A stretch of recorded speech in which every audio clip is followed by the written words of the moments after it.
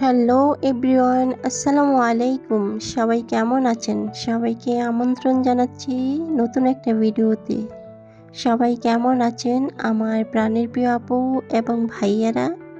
আলহামদুলিল্লাহ, আমিও বেশ ভালো আছি আমার পরিবার নিয়ে। আজ আমি ডাটা রান্না করব, তার জন্য ডাটা নিতে এসেছি।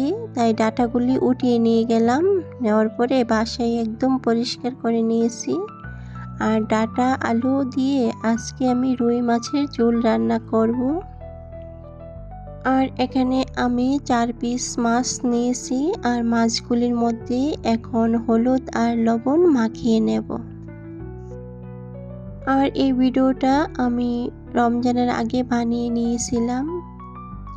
আর সময়ের অভাবে ভিডিও এখন বানাতে পারি না বা ভিডিও দিতে পারি না, কারণ সারাদিন রোজা রাখার পর আর কোনো কিছুই করতে ভালো লাগে না, খুবই ক্লান্ত লাগে। আর সাথে কিন্তু আমি টমেটো কেটে নিয়েছি। আর আজকে আমি বাগান থেকেও টমেটোগুলো নিয়ে এসেছি আর ডাঁটাগুলো নিয়ে এসেছি। আর যেহেতু গ্রামে থাকি, আর গ্রামে তো ফ্রেশ ফ্রেশ সবজি পাওয়া যায়। আর যদি থাকে নিজের বাগানের, আর তা তো কোনো কথাই নেই। কম হোক আর বেশি হোক, আর নিজের বাগানে সবজি ফল খেতে কার না ভালো লাগে। আর এপাশে আপনাদের সাথে কথা বলতে বলতে আমার মাছ বাজাটাও হয়ে গেছে। এখন আমি মাছ উঠিয়ে নেব। আর ডাটা রান্না করার জন্য আমি আরেকটা প্যান বসিয়ে দিলাম। আর প্যানের মধ্যে আবার রেগুলার সাদা তেল দিয়ে দিলাম আর দিয়ে দিলাম পেঁয়াজ কুচি। আমার মিষ্টি আপু এবং ভাইদেরকে আবারও স্মরণ করে দিতেছি, যারা এ পর্যন্ত এসেছেন, ভিডিও দেখতেছেন, এখনো পর্যন্ত লাইক দিতে ভুলে গেছেন, প্লিজ কষ্ট করে একটা লাইক দিয়ে দিবেন আমার কলিজা আপু এবং ভাইয়ারা। এই পাশে কিন্তু আমি পেঁয়াজ কুচির মধ্যে রসুন বাটা, আদা বাটা দিয়ে দিলাম। দেওয়ার পরে ভালো করে মিশিয়ে নিয়েছি। আর এখন একটু পানি দিয়ে দেব যাতে পড়ে না যায়। এই পর্যায়ে অ্যাড করে নেব গুঁড়ো মশলা।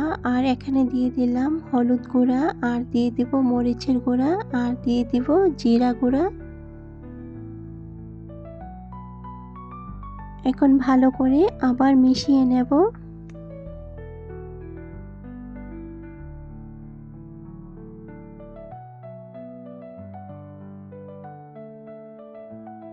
এখন দিয়ে দিব স্বাদ মতো লবণ। আমার আপুরা অনেক সুন্দর সুন্দর করে রান্না করতে পারে, আমি কিন্তু রান্না করতে পারি না তেমন বেশি, যেহেতু আমি গ্রামের মেয়ে, কারণ একটা সাধারণ মেয়ে। আমি যেভাবে রান্না করি তাই একটু শেয়ার করতেছি আপনাদের সাথে।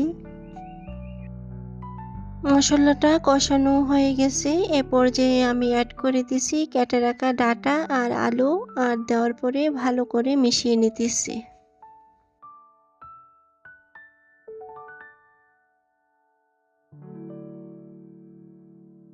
এখন একটা ঢাকনা দিয়ে ঢেকে দেব।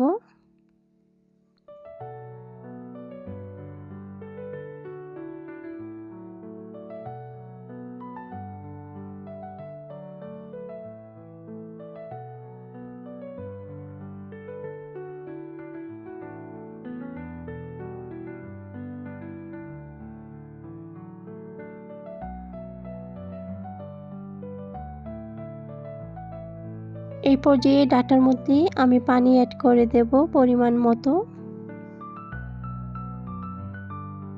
এখন ভালো করে নেড়েচেড়ে মিশিয়ে নেব। নেওয়ার পরে আবারও ঢাকনা দিয়ে ঢেকে দেব।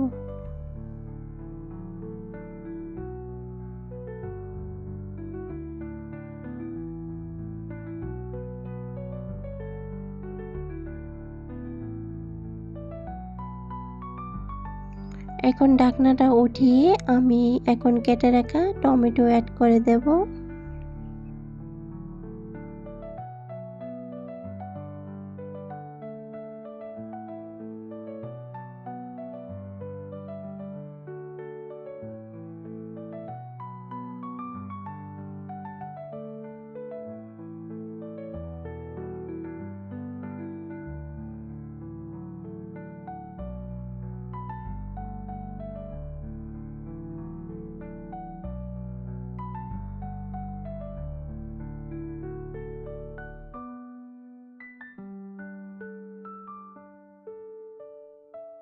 এখন কিন্তু ডাঁটা আর আলু সিদ্ধ হয়ে গেছে। এখন আমি ভেজে রাখা মাছগুলি অ্যাড করে দেব।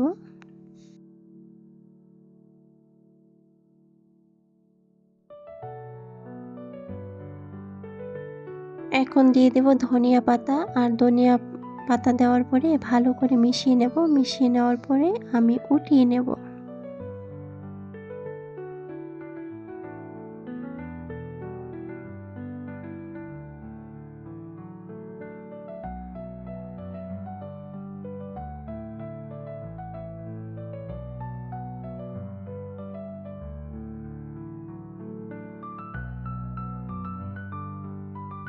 এই তো আমার ডাঁটা আলু মাছের তরকারি, আর দেখতে অনেকটাই লোভনীয় হয়েছে।